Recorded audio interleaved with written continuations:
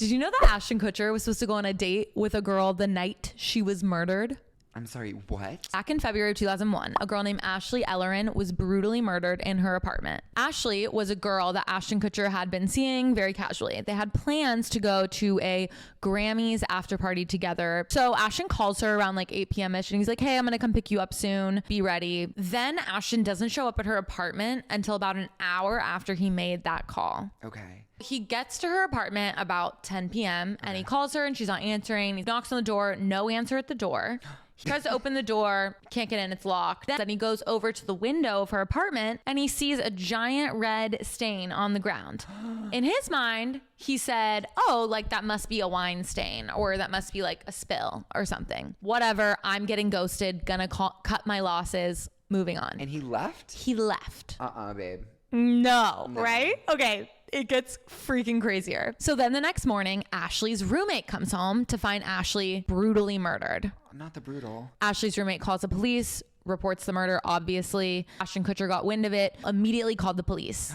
And he was like, hey, my fingerprints are going to be all over the door and potentially her apartment. This is a girl I was hooking up with. I went to her house last night to pick her up. She didn't answer. Was this to cover his tracks? I don't know. So the police are like, okay, great. Thanks for letting us know. So they investigate the murder. Years later, they come to terms that it was a serial killer that had killed her. The serial killer was called the Hollywood Ripper. But here's where things get a little confusing. The investigators never found the Hollywood Ripper's DNA in the apartment. This serial killer actually happened to be Ashley Ellerin's neighbor. So they tied him to this murder.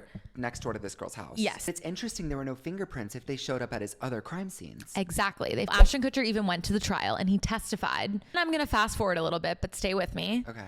Do you remember Ashton Kutcher and Mila Kunis's co-star on that 70s show, Danny Masterson? Yeah, Yeah, I do know him. Wasn't he convicted of a rape charge? Yes. It's awful. So Ashton Kutcher and Mila Kunis wrote these really heartfelt letters to the judge being like, Danny's an amazing person. He's a role model. Stop. Those letters ended up getting leaked to the public. Yeah. One of Danny Masterson's rape victims wrote on social media on her story, she posted, Dear Ashton, I know the secrets your role model keeps for you. Role model being Danny Masterson. Ones that would end you. Did you forget I was there? You were on speakerphone the night you called Danny on February 21st, 2001, which is the night of Ashley Ellerin's murder. Oh, you've got to be kidding. I heard everything. I heard the plan. In my opinion, you're just as sick as your mentor.